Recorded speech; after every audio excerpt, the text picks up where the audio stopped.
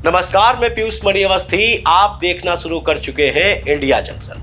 बाबू सिंह कुशवाहा, जी हां, उत्तर प्रदेश की राजनीति का वो नाम जो कभी मायावती की आंखों का तारा माना जाता था, लेकिन भ्रष्टाचार के आईने ने उनकी तस्वीर इस कदर धुंधली हुई जो आज तक साफ ना हो पाई। जन अधिकार पार्टी बनाई, लेकिन राजनीतिक वजूद गिरता गया। एक बार फिर समाजवादी पार्टी के पल्लू में बाबू सिंह कुशवाहा की इज्जत जौनपुर के प्रत्याशी के रूप में छिपी हुई है।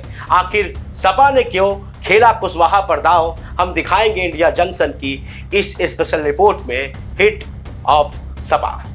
इस साल की शुरुआत यानी 2024 की शुरुआत चुनावी समर के साथ हुई, लेकिन तमाम खबरों और तमाम अफवाहों के बीच कुछ ऐसी खबरें भी थी जिन्होंने राजनीतिक हलचल बढ़ा दी थी। एक ऐसी खबर का जिक्र आज हम इंडिया जंक्शन की इस रिपोर्ट में दिखाएंगे भी और आपको बताएंगे भी। दरअसल फरवरी में खबर फ्लैश हुई थी कि बाबू सिंह कुशवाहा की जन अधिकार पार्टी का सपा में विलय होगा, लेकिन कुशवाहा ने इसका खंडन कर दिया था। इसे कुछ ही दिनों पहले लोकसभा वार यात्रा निकाल रहे कुशवाहा ने 2022 में सपा पर गठबंधन को लेकर वादा खिलाफी का आरोप भी लगाया था। फिलहाल इस समय जारी की गई सपा की 7 प्रत्याशियों की सूची में कुशवाहा जौनपुर से पार्टी के आधिकारिक उम्मीदवार बन गए हैं। कभी मायावती के आंख कान रहे कुशवाहा पिछले 1.25 दशक से सियासत में अपने जनाधार से अधिक भ्रष्टाचार के आरोपों के चलते चर्चा में बने रहे हैं। फिर भी सपा ने उन पर दांव क्यों लगाया, तो इसके पीछे क्या नफा नुकसान है, उसका आकलन इस रिपोर्ट में हम आपको दिखाएंगे। दरअसल 12 साल पहले बसपा से निकाले जाने के बाद बाबू सिंह कुशवाहा जिस दल से भी जुड़े उसे उसका सियासी फायदा तो नहीं मिला, लेकिन विवाद और सवाल जरूर चस्पा हुए। 2012 के विधानसभा चुनाव के वक्त वो भाजपा में शामिल हो गए थे, तो पार्टी के भीतर ही घमासान हो गया और उनको बाहर का रास्ता देखना पड़ा। पार्टी 50 सीट भी हासिल नहीं कर पाई।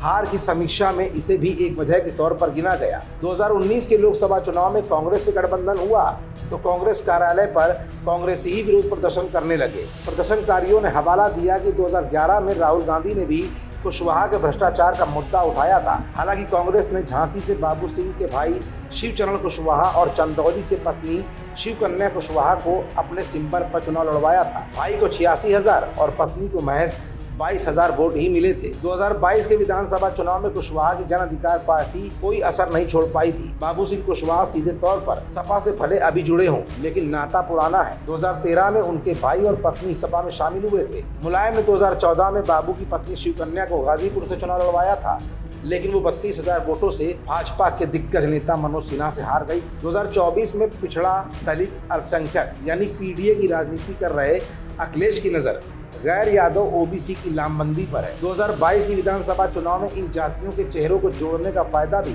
अखिलेश को मिला था। हालांकि तब साथ आए स्वामी प्रसाद मौर्य, पल्लवी पटेल, ओम प्रकाश राजभर जैसे साथी अब साथ छोड़ चुके हैं। पूर्वांचल से लेकर बुंदेलखंड तक कुशवाहा, शाक्य, सैनी सियासत का रुख तय करने में अहम भूमिका निभाते रहे हैं। सपा को उम्मीद है कि बाबू सिंह कुशवाहा के आने से इन जातियों का साथ मिलना आसान हो जाएगा। इसलिए कुशवाहा पर लगे भ्रष्टाचार के दाग को दरकिनार कर सामाजिक समीकरण साधने पर पार्टी ने फोकस बढ़ा दिया है। फिलहाल जिस सोशल इंजीनियरिंग के फॉर्मूले को मायावती के साथ मिलकर बाबू सिंह कुशवाहा ने कभी आगे बढ़ाया था, अब माया से अलग होने के बाद माया का ही सिखाया हुआ फार्मूला बाबू सिंह कुशवाहा के जरिए ही सही अखिलेश यादव ने आजमाने की पूरी कोशिश कर डाली है। और इस फार्मूले का असर इस सीट पर कितना पड़ता है, इसका भी खुलासा जून के महीने में रिजल्ट आने के बाद हो ही जाएगा। खबरों से जुड़े रहने के लिए सब्सक्राइब करें हमारा चैनल इंडिया जंक्शन।